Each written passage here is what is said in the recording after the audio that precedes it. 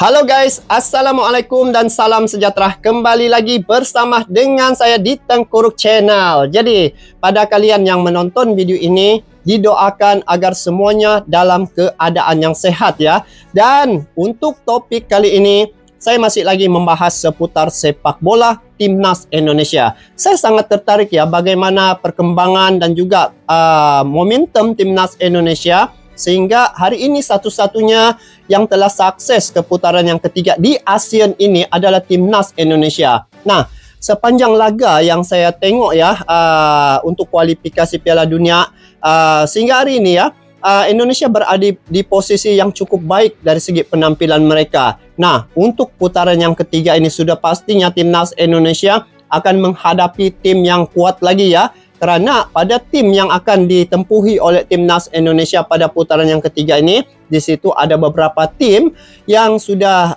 menjadi langganan Piala Dunia sebelum-sebelum ini. Dan untuk persiapan putaran yang ketiga ini, saya melihat ada 3 perkara yang menjadi kekuatan Timnas Indonesia bagi menghadapi tim lawan nanti. Antaranya adalah dengan kehadiran pelatih khusus ya, untuk striker Timnas Indonesia yang asal daripada Korea Selatan. Nah, ini satu bentuk kekuatan baru yang akan tercipta bagi penampilan Timnas Indonesia pada putaran yang ketiga nanti. Ini pasti akan menarik guys. Dan satu benda ataupun berita yang baik ya untuk Timnas Indonesia, apabila Martin Paes telah dipastikan dapat tampil pada putaran yang ketiga ini. Nah, sungguh pun terdapat beberapa faktor yang menyebabkan kelewatan untuk Martin Paes pindah federasi, tapi akhirnya usaha yang telah dilakukan oleh Indonesia untuk menjadikan Martin Paes ini agar dapat tampil pada putaran yang ketiga ini telah disahkan. Beliau akan tampil pada putaran yang ketiga laga perdana, yaitu menentang Arab Saudi. Dan disinilah saya melihat kekuatan untuk Timnas Indonesia bagi menghadapi tim-tim yang agak sulit juga ya untuk ditempuhi pada putaran yang ketiga ini. Dan apa yang menariknya pada Timnas Indonesia dari segi pemainnya, kerana saya melihat 80% daripada pemain Timnas Indonesia untuk tampil pada putaran yang ketiga ini adalah pemain-pemain diaspora, yang mana mereka ini adalah pemain-pemain yang sudah biasa bermain di Liga Eropah. Jadi 3 perkara inilah yang menjadi dasar kekuatan Timnas Indonesia. Sebelum ini Timnas Indonesia telah tampil agak solid juga ya guys. Itu sebelum hadirnya pelatih khusus striker Timnas Indonesia, dan belum lagi ada Martin Paes. Nah, pada putaran yang ketiga ini dengan kehadiran Martin Paes, dengan adanya pelatih khusus untuk striker Timnas Indonesia, saya yakin dan percaya Timnas Indonesia akan tampil pasti lebih solid lagi. Jadi ini pasti akan dinanti-nantikan penampilan Timnas Indonesia yang berbaki tinggal lebih kurang 12 hari lagi dari sekarang. Nah, jadi guys, Timnas Indonesia ya, dari segi color Timnas Indonesia itu semua telah berubah. Dan saat ini Timnas Indonesia menjadi perhatian kerana ada yang mengeluarkan pernyataan bahwa pemain-pemain Timnas Indonesia ini adalah bukan pemain tim Indonesia tetapi pemain Eropah, kata mereka. Karena apa? Di dalam itu terdapat hampir 80% daripada pemain itu adalah pemain-pemain dari Belanda. Dan ini adalah pemain naturalisasi yang mana mereka ini mempunyai pertalian darah terhadap Indonesia, dan kali ini mereka membela Indonesia untuk putaran yang ketiga ini. Dan apabila melihat tim-tim yang akan ditempuhi oleh Timnas Indonesia, di situ mereka sudah rasa ada satu kekhawatiran kerana Indonesia bukan lagi seperti sebelum ini. Jadi kita coba saksikan dan juga mendengar di sini. Semua berubah, jangan remehkan mereka. Ini adalah curhat ya. Mancini bikin media Itali kepo. 80% daripada pemain Timnas Indonesia ini sekuat Indo Eropah. Bayangkan mereka dapat melihat ya perubahan yang telah berlaku pada Timnas Indonesia. Jadi maka itu saya katakan tadi, pada penampilan putaran yang ketiga ini Timnas Indonesia pasti akan membuat kejutan. Jadi apapun kita coba saksikan bagaimana info selanjutnya. Ini semua berubah, jangan remehkan mereka.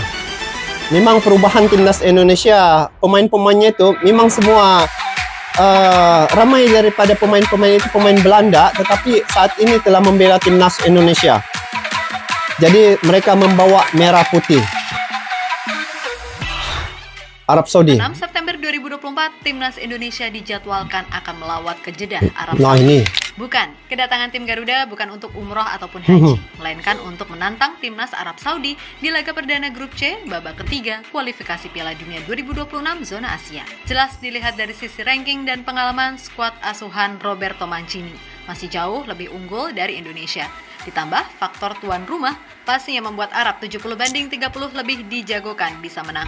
Akan tetapi, kepada media Italia, Gazzetta, Mancini menegaskan kalau laga melawan Indonesia bukanlah laga yang bisa dimenangkan dengan mudah. Apalagi ia tahu kalau sekarang 80% skuad Garuda diisi pemain-pemain dari Eropa. Bahkan ia menilai, apapun hasilnya, laga perdana nanti, pertemuan kedua di bulan November dinilai akan jauh lebih sulit. Sebab boleh jadi, Indonesia sudah bisa diperkuat pemain-pemain baru.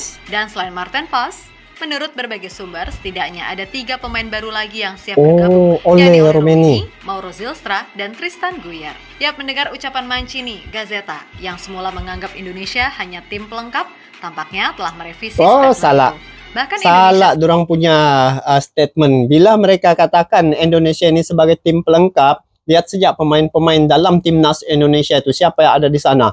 Kebanyakan daripada pemain-pemain itu seperti Tom Hai, Wak Haji,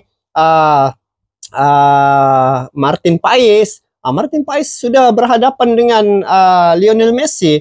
Jadi sudah pasti, itulah saya katakan, pada penampilan putaran yang ketiga ini, Indonesia pasti akan membuat kejutan, guys. Sebab 3 perkara tadi itu saya katakan telah ada pada timnas Indonesia. Sendiri dinilai lebih berbahaya daripada China ataupun Bahrain.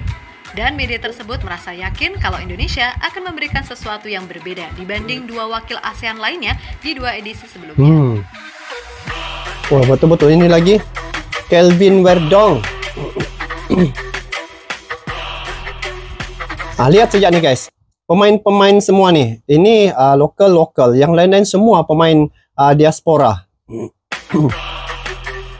Lihat dari sini berapa orang ya? 1, 2, 3, 4. Yang selebihnya adalah pemain yang sudah terbiasa pada Liga Eropa. Nanti Martin Paes akan menggantikan Hernando nih. Wow. Tengok Tom Hai. Tapi pasti akan menjadi satu sejarah nih kalau saya tengok. Timnas Arab Saudi sepertinya benar-benar sangat serius untuk bisa mengambil 3 poin kalau menjamu Indonesia di laga perdana grup C. Meskipun secara status, baik Arab ataupun Indonesia ini sama-sama lolos ke round 3 sebagai runner-up, namun dari sisi ranking dan pengalaman Arab Saudi, jelas langkah lebih unggul. Terlebih Arab Saudi juga merupakan salah satu tim Asia yang juga langganan Piala Dunia. Dan apabila mereka bisa lolos ke Piala Dunia 2026, ini akan menjadi Piala Dunia ke-7 bagi The Green Falcon setelah pertama kali ikut pada edisi 1994. Maka dari itu, wajar jika banyak media yang lebih menjagokan Arab bisa menang mudah atas Indonesia. Yang mana salah satunya adalah media asal Italia, Gazzetta. Ya, menurut media tersebut Indonesia tak lebih dari sekedar tim pelengkap. Dan harus diakui, kalau pernyataan Gazzetta emang punya dasar yang kuat berdasarkan data. Jadi ya udah nggak apa-apa, nggak ada masalah juga diremehin seperti itu. Lagi pula, kita coba tengok nanti. Mengakui kalau Arab Saudi memang tim kuat, apalagi mereka main di kandang yang katanya keramat itu. Mana suhunya katanya panas pula. Duh, ngeri. Tapi lain lah sudah sekarang pemain-pemain timnas Indonesia, guys. Saya tengok memang jauh beda dia punya kekuatan ya. Ini lagi penampilan pertahanan Martin Paes. Sudah pasti akan dapat memperkuatkan lagi pertahanan Indonesia. Wah, tinggal berbaki 12 hari lagi kan dari sekarang. Ini pasti jadi sejarah nih, guys.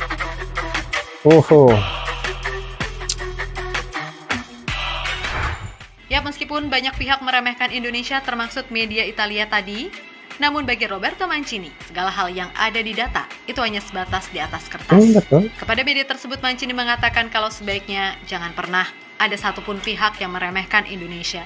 Menurut Mancini, Sejak ketua federasi dipegang oleh Erick Thohir Erick dan Thohir Indonesia tuh dilatih oleh Sinteyong, tim Garuda benar-benar mengalami lonjakan prestasi yang bagus. Bahkan ia pun sempat dibuat nggak percaya saat mengetahui timnas U23 yang ia lihat di Piala Asia, itu sebagian besar pemainnya adalah tulang punggung timnas senior. Dan perihal kabar naturalisasi yang tersebar luas, Mancini percaya kalau kekuatan Indonesia benar-benar nggak bisa dianggap remeh. Saya melihat potensi besar dalam sepak bola Indonesia. Para pemain muda mereka memiliki bakat alami yang bisa dikembangkan lebih jauh, kata Mancini. Roberto Mancini ya. Lebih lanjut, Mancini juga mengatakan kalau timnas Indonesia benar-benar bisa dianggap sebagai tim ASEAN rasa Eropa. Hal itu tidak terlepas dari banyaknya pemain keturunan yang ada sekarang ini. Bahkan Mancini percaya jika pertemuan di bulan November akan jauh lebih sulit dari yang pertama ini. Selain harus melawan atmosfer supporter Indonesia yang sangat fanatik, Arab Saudi juga harus bersiap menghadapi Indonesia yang skuadnya bahkan bisa 100% Eropa di daftar starting line-up. Yang mana itu berkaitan dengan kabar tambahan pemain baru seperti Ole Rummenigge, Mauro Zylstra, Tristan Guyer, dan Martin Pas yang baru kemarin dipastikan bisa main setelah kasusnya kelar. Nah, ini satu info yang sangat menarik dan juga untuk penampilan timnas Indonesia bagi putaran yang ketiga ini. Apabila saya melihat ya, apa keyakinan dan juga dasar yang Indonesia bisa untuk paling kurang pun imbang, tapi bagi saya pasti timnas Indonesia akan mendapat satu keputusan yang baik ya pada putaran yang ketiga untuk laga perdana ini, karena Martin Paes di situ mereka telah pastikan dapat bermain ya untuk benteng pertahanan timnas Indonesia sebagai kiper. Jadi dari segi kekuatan timnas Indonesia tuh pada kiper itu sendiri sudah ada Martin Paes. Sebab saya telah menyaksikan ya bagaimana penampilan Martin Paes sebagai kiper ini. Dari segi sosok tubuh pun sudah lumayan tinggi dan sudah pasti untuk laga menentang tim-tim pada grup C ini kan di situ dari segi bentuk fizikal pun berubah ya, tidak seperti yang ada di Asia Tenggara ini, tapi dengan hadirnya Martin Paes pasti akan kuat lagi benteng pertahanan timnas Indonesia. Dan dari segi serangan dengan hadirnya pelatih khusus ya untuk striker asal dari Korea Selatan itu untuk timnas Indonesia, di situ dari segi serangan untuk striker timnas Indonesia pasti akan telah ada peningkatan kekuatan di situ. Sebelum ini walaupun belum ada pelatih khusus untuk striker, tetapi Indonesia bisa melepasi tembus pada putaran yang ketiga, satu-satunya di ASEAN. Apatah lagi dengan hadirnya sang pelatih khusus asal daripada Korea Selatan ini untuk membentuk kekuatan baru untuk penampilan putaran yang ketiga ini. Dan untuk pada line up untuk putaran yang ketiga ini 80% daripada pemain-pemain timnas Indonesia itu dihiasi dengan pemain-pemain diaspora, yang mana mereka ini adalah pemain-pemain yang sudah biasa bermain di Liga Eropa. Sudah pastinya untuk menghadapi kualifikasi putaran yang ketiga ini mereka tidak akan terasa beban ya berhadapan dengan tim-tim yang sudah menjadi langganan Piala Dunia seperti Arab Saudi. Dan disitulah tiga perkara yang saya katakan tadi itu menjadi dasar kekuatan untuk timnas Indonesia pada putaran yang ketiga. Sungguh pun di dalam grup C itu terdapat tim-tim yang ranking lebih baik dari Indonesia. Tetapi itulah saya katakan, apabila timnas Indonesia dengan hadirnya Martin Paes, dengan hadirnya pelatih khusus striker bagi timnas Indonesia dan juga pemain-pemain diaspora ini, inilah yang menjadi kekuatan bagi timnas Indonesia. Dan inilah yang saya lihat kenapa Indonesia yakin sangat ya bisa untuk dapat kedudukan yang baik pada putaran yang ketiga ini. Karena dari segi bagaimana komitmen Indonesia untuk berusaha sehingga Martin Paes itu bisa bermain pada putaran yang ketiga ini akhirnya telah tercapai. Sudah pastinya di situ kepentingan ataupun fungsi Martin Paes sebagai benteng pertahanan timnas Indonesia diperlukan, dan serangan juga telah ditambah dengan hadirnya pelatih khusus untuk striker timnas Indonesia. Jadi betul lah apa yang dikatakan, semua telah berubah pada timnas Indonesia ini. Jadi mungkin apabila tim-tim lawan sebelum ini meremehkan timnas Indonesia dikatakan sebagai pelengkap, saya rasa pernyataan itu salah.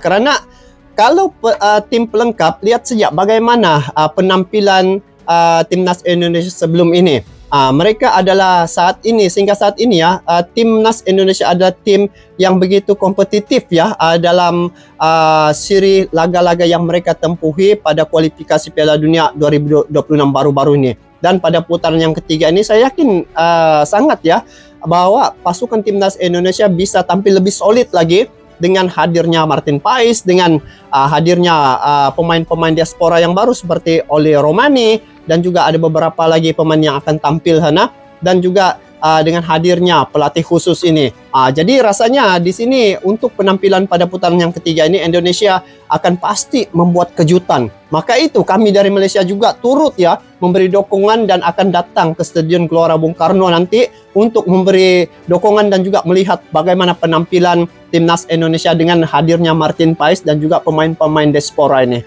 Jadi apapun info ini amat menarik, dan untuk saat ini Indonesia dikatakan sekuat Indo-Eropa, katanya begitu. Tapi memanglah pemain-pemain dalam timnas Indonesia itu kebanyakan daripada pemain itu adalah yang sudah terbiasa bermain di Liga Eropa. Jadi tidak sulit bagi mereka untuk menghadapi tim lawan pada putaran yang ketiga ini.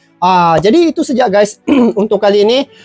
Semoga timnas Indonesia dapat melakukan yang terbaik pada putaran yang ketiga, dan kita doakan semoga Indonesia bisa melakukan yang terbaik. Sampai jumpa lagi. Assalamualaikum warahmatullahi wabarakatuh.